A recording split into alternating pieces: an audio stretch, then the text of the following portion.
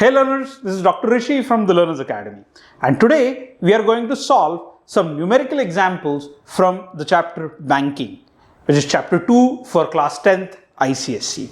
We have already done a video that explains banking theoretically in past. The link for the video is given in the description box. If you are looking for formulas related to this chapter, please check out that video. Now, without losing any time, let's go ahead and solve some examples from the exercise. Some of these examples are simple. We've started with simpler examples and then ended the session with complicated examples. So please do watch the video till the end. So let us start with solving the sums. So we have the first sum that we're going to solve is question number 1 from exercise 2A. The sum is as follows. Manish opens a recurring deposit account with the Bank of Rajasthan and deposits rupees 600 per month for 20 months. Calculate the maturity value of this account. If the bank pays interest at the rate of 10% per annum.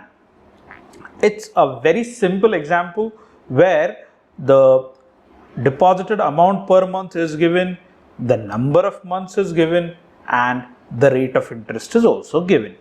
So first we are going to write what all is given to us. So the installment per month is 600 rupees, number of months is 20, and rate of interest is 10% per annum.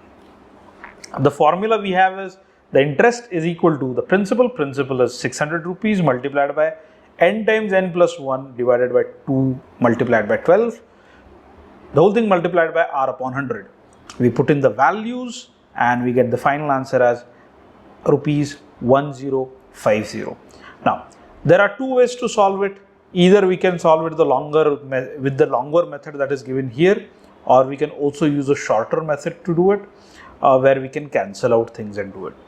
You can do whichever you find is comfortable, because at the end we are going to look at your comfort when you are solving these kind of exams, these kind of sums in the exam. So if I were to do it, instead of multiplying all of this, I would first cancel this 2 and this 2, get a 10 here. This would give me a 21. So I effectively would get it as 600 multiplied by 10 multiplied by 21 multiplied by 10 and the whole thing divided by 12, giving me 12 multiplied by 100. So I can just cancel these zeros out, and this can also be cancelled out. I can divide this by 4 and I'll get 4 and 7 here, and then this 1s are and this 1.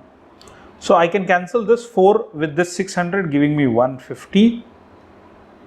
I can cancel this 4 with this 600, giving me the answer as 150, and 150 multiplied by 7 would give me my final answer, that is 1050. So this is the interest that he has got from the deposit. Now, what do we have to find? So we have to find the maturity value. The maturity value क्या है? ये total amount है जो उनको मिलेगा. तो इसके लिए first we'll have to see how much the amount is deposited. So the amount deposited is 600 per month for 20 months, so it would be 12,000 plus उसके ऊपर ये interest उनको मिलेगा. So totally he'll end up getting 13,050 rupees. So Manish should get 13,050 rupees at the end, or as the maturity value of his recurring deposit account. So it sounded pretty simple. इसमें दिक्कत वाला part ये है कि ये जो multiplication है ये काफ़ी कॉम्प्लिकेटेड हो सकता है कई बार. तो अगले वाले एग्जाम्पल्स में अपन देखेंगे कि वो कॉम्प्लिकेटेड हो भी सकता है और कैसे प्रॉब्लम्स क्रिएट कर सकता है. So let's go with the next example. This is example number 3. अभी ये वाला थोड़ा सा अलग है जिसमें कंपैरिजन है दो चीज़ों के बीच में. सो let us see what this example is. Each of A and B both opened a recurring deposit account in a bank.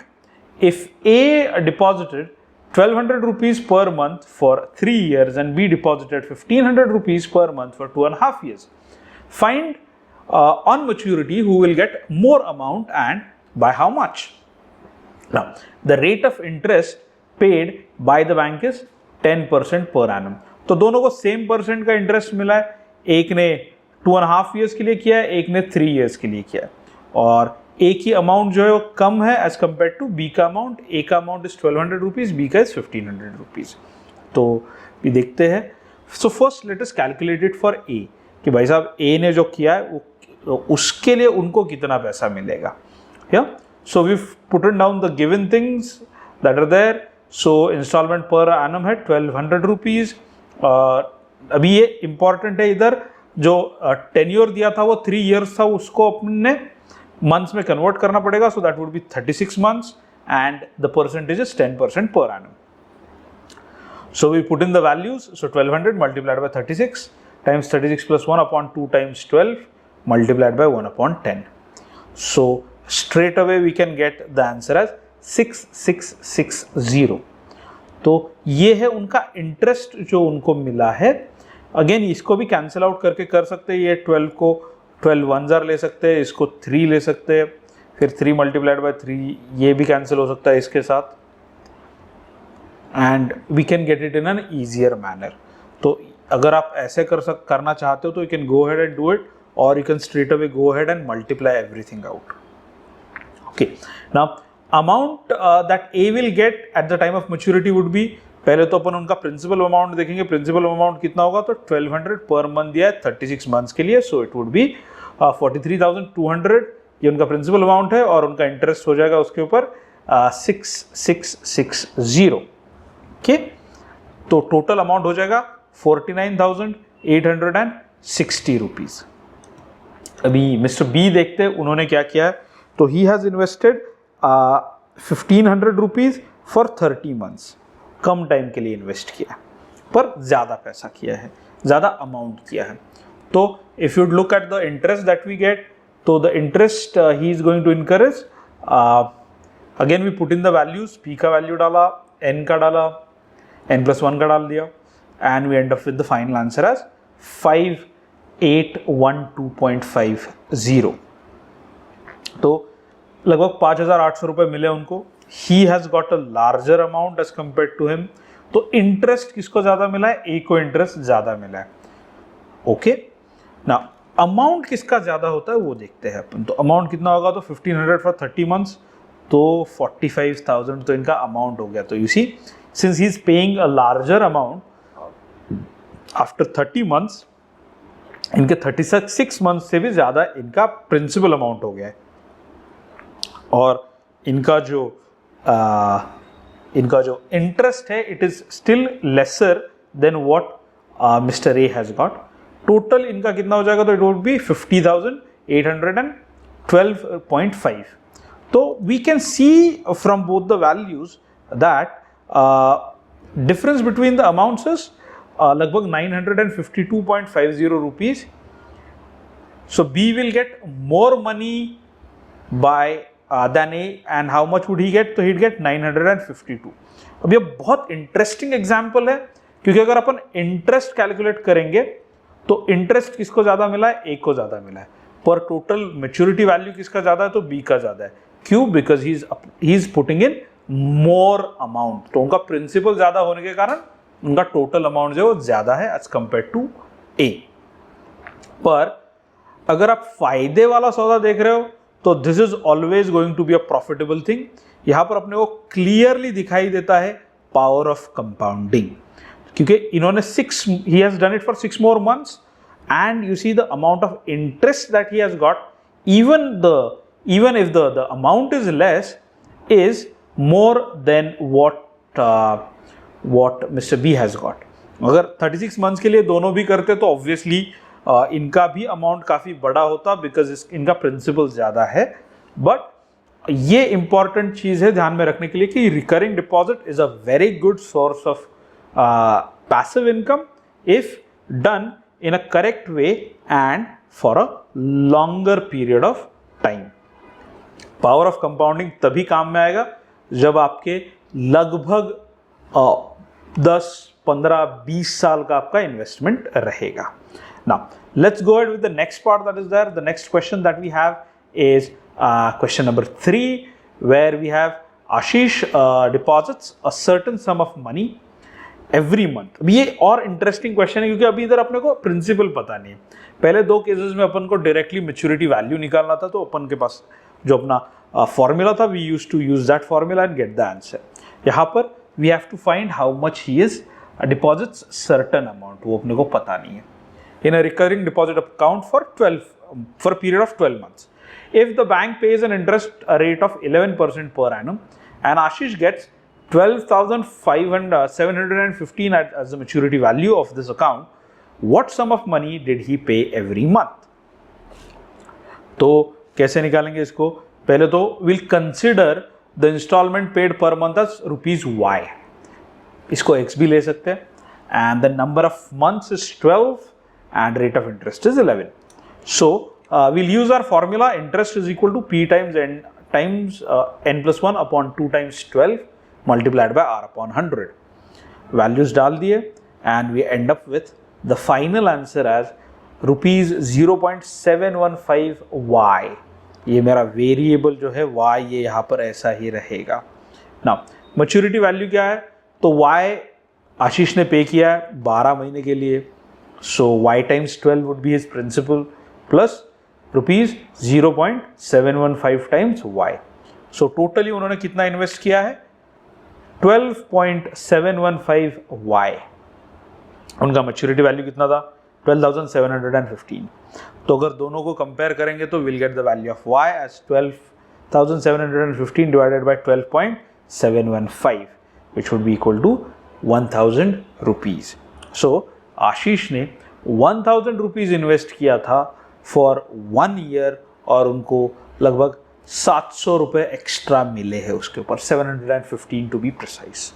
Okay, now let's quickly go ahead with the next example that we have. This is example number 6. We are talking about 2 people here. These kind of sums come for 4 marks. 2 part है, clear 2 part है. दोनों जगह पर अपन को क्या find करना है? तो find the interest rate given by the bank. कई बार they might also include what would be the difference in the interest rate. Okay, so we have Puneet who has a recurring deposit in the Bank of Baroda and deposits rupees 140 per month for 4 years. He gets maturity as rupees 8,092, and we have to find the rate of interest. Now we have David. David is depositing 300 rupees, so almost double से ज़्यादा उन्होंने invest किया है per month for 2 years. अब ये काफ़ी crucial है जो ध्यान में रखना है कि he has invested it only for 2 years. That is half as much as the time. If he has received 7,725, that is 7,725 rupees at the time of maturity, find the rate of interest. तो पहले पुनीत का find कर लेते हैं, उन्होंने क्या किया था और उनको कितना इंटरेस्ट मिलेगा. Okay, so first we write whatever is given to us. So 140 is my principal, 48 is my n, rate of interest मेरे को पता नहीं है. So the interest would be P times n times n plus 1 upon 2 times 120 multiplied by R upon 100. मेरा P है 140, so I put in all the values here and I end up getting 137.20 times R. तो जब भी ऐसा apart from maturity अपन को दूसरा कुछ भी फाइंड करना है तो उसमें एक ऐसा वेरिएबल आ जाएगा जिसको अपन कंपेयर करके एंड में आंसर निकाल सकते हैं. ओके, नाउ मैच्योरिटी वैल्यू कितना होगा उनका? तो 140 रुपीज़ दिया उन्होंने for 48 days, 48 months, plus we have उनका मैच्योरिटी वैल्यू कितना होगा? तो उन्होंने 140 रुपीज़ दिए है for 48 months plus 137.20 times R, that is the rate of interest, और all of it should be equal to how much? So it should be equal to 8092.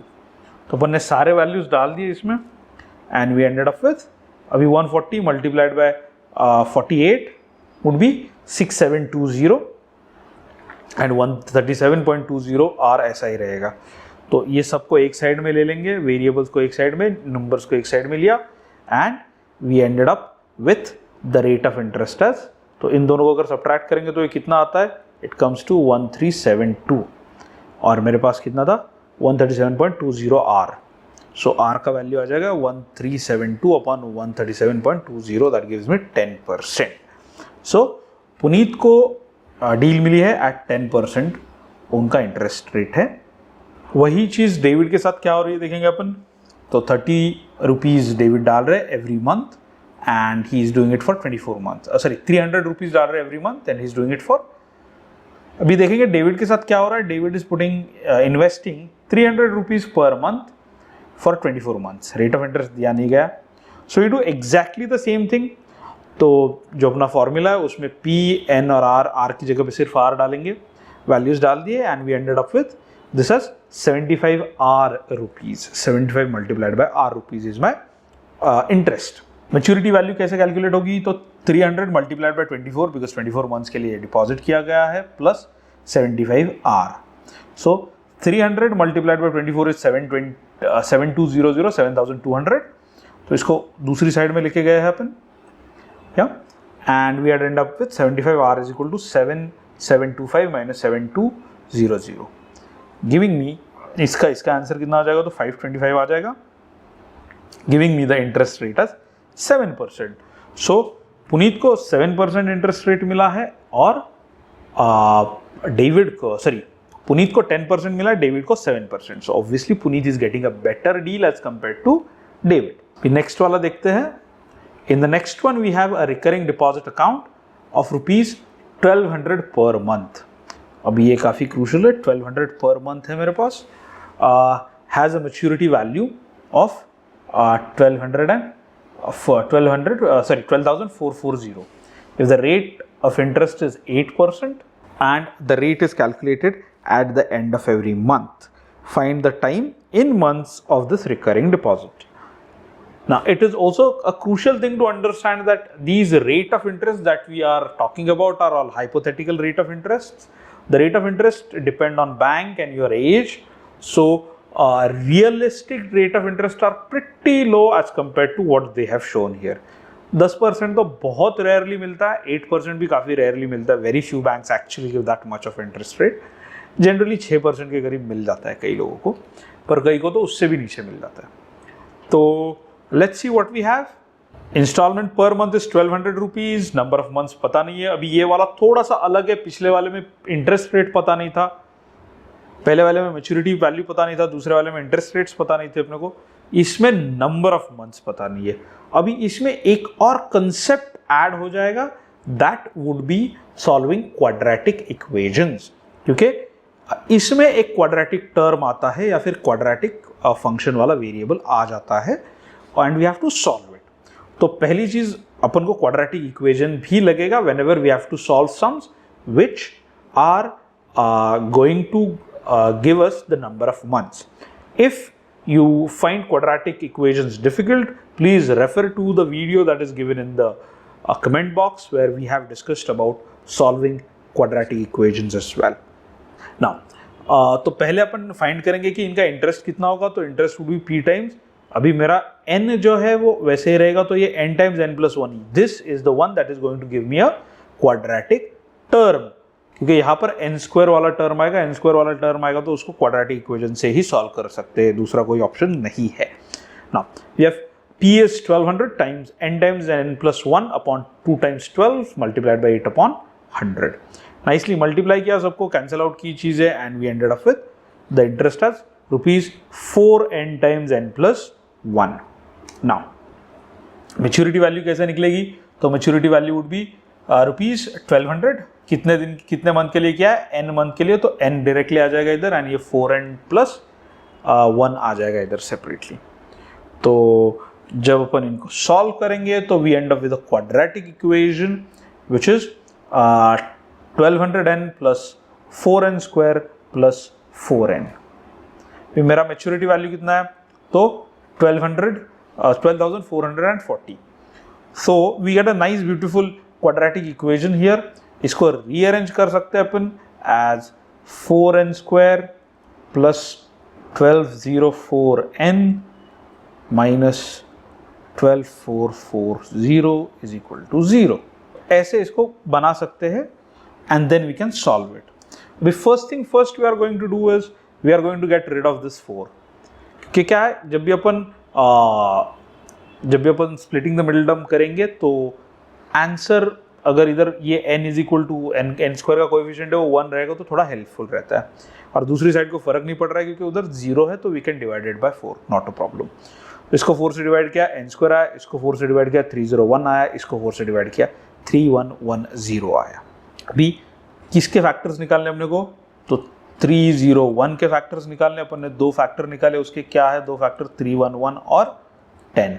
ना ये मेरा माइनस है इसलिए लार्जर टर्म वुड बी, ये मेरा minus है तो 1 प्लस 1 माइनस होना चाहिए, तो लार्जर टर्म प्लस होगा क्योंकि मेरा ये वाला जो साइन है वो प्लस है, ये वाला साइन है वो प्लस है और ये वाला है वो माइनस हो जाएगा. फिर दोनों को मल्टीप्लाई करेंगे तो आ जाएगा आंसर -3110. तो इन दोनों में कॉमन है n निकला बाहर and we end up with so I'll add this additional step here, that is there. तो इन दोनों में कॉमन निकला है n. तो for those who are finding quadratic, this step is for those who are finding quadratic equation difficult. और ये दूसरे वाले पार्ट में क्या निकलेगा, just a minute, I'll do it one more time. Let me just erase this out. Yeah. So let's do it traditional with the traditional quadratic equation method. So I can write this 301 as n square plus 311n minus 10n minus 3110 is equal to 0. इन दोनों में common क्या है, तो n common है, we end up with n times n plus 311. और इन दोनों में common क्या है, तो minus 10 कॉमन है, so we end up with n plus 311 is equal to 0. दोनों में कॉमन क्या आ गया, तो n plus 311 कॉमन आ गया and we end up with which is the answer that is given here. Okay, now I have intentionally solved it in this particular part. The next sum I won't be doing this, so please make a note of this. If you are finding, again I'm telling you, if you are finding quadratic equations difficult, please go ahead and see the entire video that is on factorization. Now we get n का value इधर आ जाएगा, सो इनको compare करेंगे तो या तो this is equal to 0 और this is equal to 0, so n would be इधर इक्वल टू -311 और +10. नाउ नंबर ऑफ मंथ है नेगेटिव नहीं हो सकता है, so we discard this value, ये वैल्यू को अपन डिस्कार्ड करेंगे. You have to write it कि since the time can not be negative, the answer is number of months is equal to 10, and that is our final answer. Quickly make a note of this so that we can go ahead with the next example. Okay, so now this is example number 10. We have Mr. Gulati has a recurring deposit account of ₹300 per month. If the rate of interest is 12% and the maturity value of this account is 8100, find the time in years. अभी ये एक और clause उन्होंने डाला है कि अपने को टाइम फाइंड करना है, जैसे अपन ने पिछले वाले इसमें किया था, पर ये ईयर्स में चाहिए. पिछले वाले में मंथ्स में लिखना था. ये छोटी सी चीज़ है जो आपको ध्यान देनी पड़ेगी. अगर ईयर पे नहीं लिखोगे तो half to 1 mark can be deducted. Now so let us see कितना आएगा ये. First we write the given things that are there. So मेरा P है 300, मेरा N I will keep it as N, and मेरा इंटरेस्ट रेट है 12%. I put everything in the formula which for the interest that I get for a recurring deposit, it is P times n plus 1 upon 2 times 12 multiplied by R upon 100. सारी values डाल दी and I end up with 1.5 n times n plus 1. Okay, now maturity value में क्या आएगा, तो it would be 300 times n months के लिए अपन ने डाला अपना जो अमाउंट है वो, plus 1.5 n times n plus 1, giving us the final answer as 300 n plus 1.5 n square plus 1.5 n. Given maturity value would be 8100, so we can write 300 n plus 1.5 n square plus 1.5 n is equal to 8100. So अपना quadratic equation आ जाएगा 1.5 n square minus 301.5 n minus 8100 is equal to 0. अभी अपन दोनों side को 1.5 से divide कर सकते हैं directly and get it as n square minus 201n minus 5400. अभी 201 जो है मेरा, that can also be divided as 225 and minus 24. By the way, ये सारे एग्जाम्पल्स जो है वो जनरली मैं खुद पसंद करता हूँ to do them using factorization method, because I like factorization method.